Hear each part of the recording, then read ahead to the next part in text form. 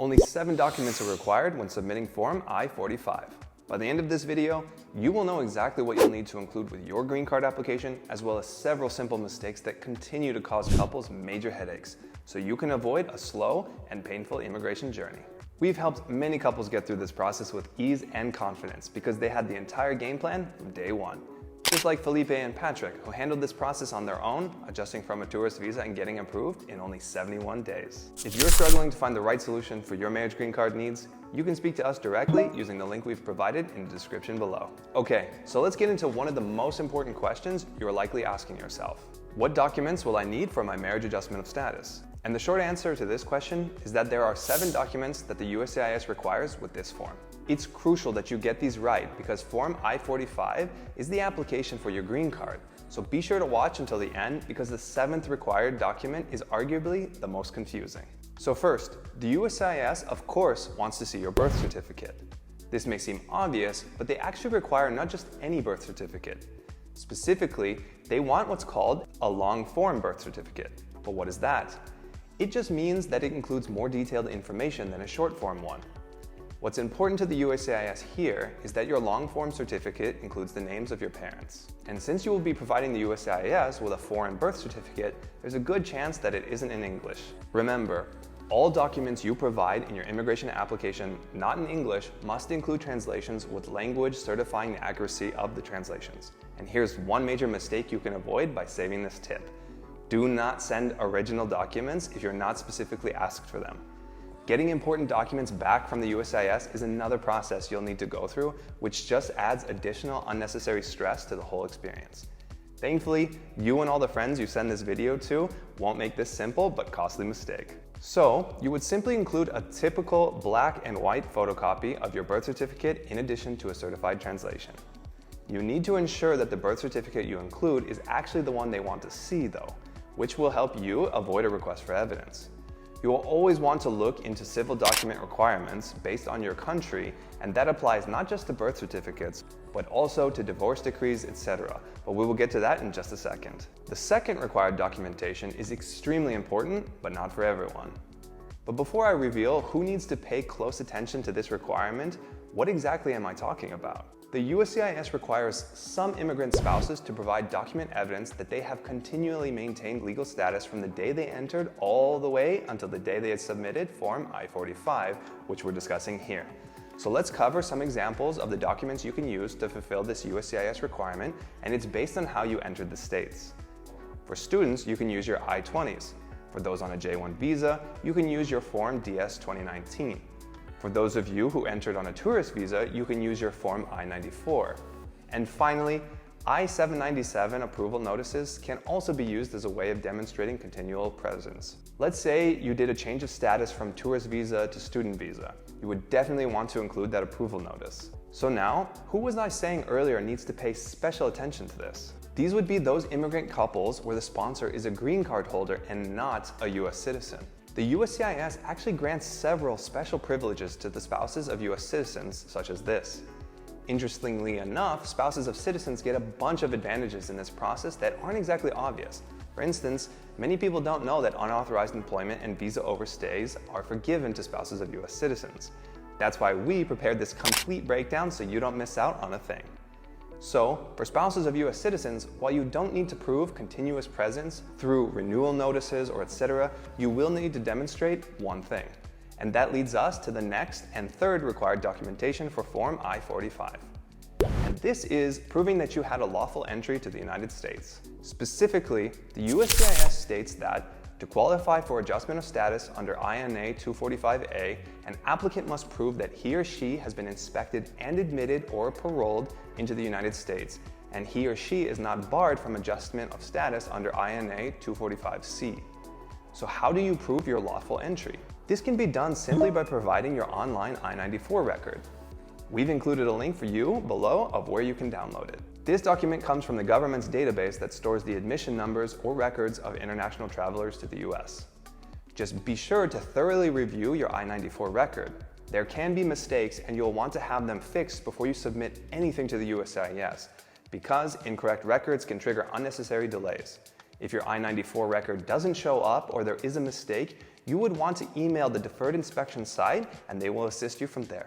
And it's because there are so many nuances to look out for in this process that we compiled the entire journey into an easy to follow, step-by-step guide. Just like our member Denise here, who handled this process like a pro, you can ensure this important journey is handled with care and full support from us and other fellow members going through this exact same process. Let's connect to see if getting into our marriage immigration method and joining our private immigrant community is the solution you've been looking for. Just use the link in the description to schedule your free call with our team today.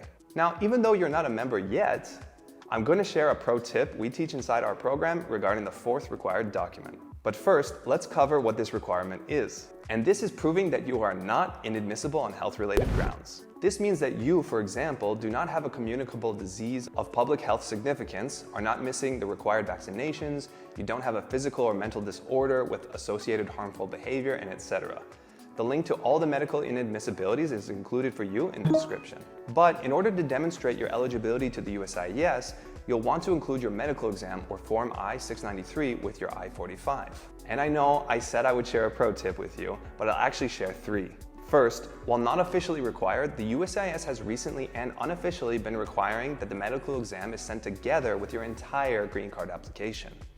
And you'll want to do this because first, it gives them the opportunity to waive your interview and approve your green card, and second, you'll avoid a time-wasting and stressful request for evidence. Second, if you're adjusting status from a fiancé visa and you're filling out the Form I-485 within 1 year of the medical exam you completed from abroad, you won't need to include a new one. And third, you will need to submit your exam sealed.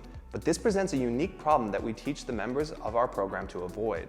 Here's what happens. You schedule your medical exam and pay between several hundred to over $1,000 to the USCIS doctor. They complete your exam, seal it, and provide it to you. You submit the sealed exam as per the USCIS requirements with your application packet. And then one day you receive a request for evidence or even a notice of intent to deny. Why? Because the doctor misspelled your name, didn't check that you had a vaccine that you had, or forgot to include a page, or etc.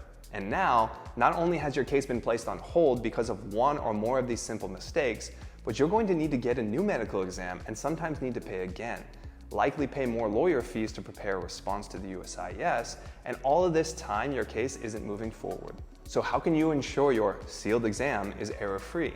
By simply asking the doctor for a copy, reviewing it, and having them correct any mistakes that they made. But now, let's get into the 5th documentation to include with your I-485. And this is a copy of your marriage certificate. Again, emphasis on only submitting a copy.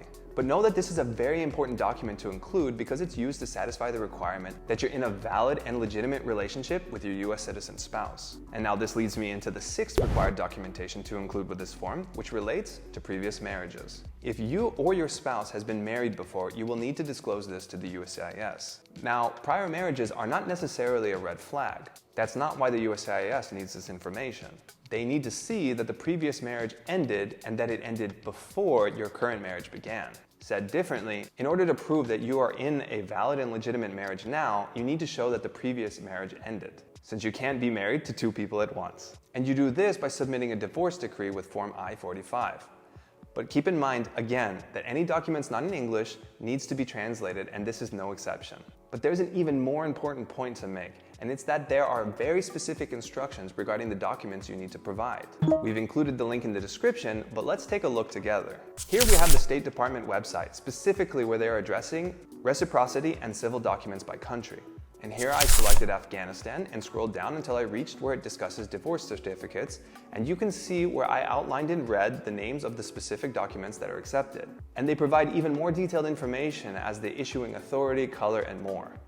So you'll definitely need to reference this site if you're going to be providing foreign documents to ensure that they will be accepted as equivalents. And now finally, we've reached the 7th and most confusing documentation that you'll need to include. And I've saved it to the end to draw special attention to it. What I'm referring to is certified police and court records of criminal charges, arrests, or convictions. Now, if this doesn't apply to you, congrats! You don't need to worry about this requirement and you can skip it altogether. But for those of you who will need to provide this documentation, there's a super common misbelief that causes a lot of confusion and stress. And the belief is that they need to collect and submit police certificates from everywhere they've ever lived. Thankfully, this is not the case. The USCIS will run your background check, so you don't need to provide police certificates. but you would need to provide them for the charges, arrests, or convictions that actually happened. So it's not every country you've ever lived in, but from the countries where they actually occurred. Either way, it's in your best interest to discuss this with a lawyer to ensure your particular circumstances are evaluated properly, since you don't want to submit something to the USCIS that shouldn't be submitted. So to summarize, most immigrants automatically assume that in order to get a green card, they will need to somehow collect a ton of paperwork, their college records, everything will need to have an apostille with super stringent translation requirements. But in reality, you only need to compile a few things. Now give this video a like and we'll see you next week.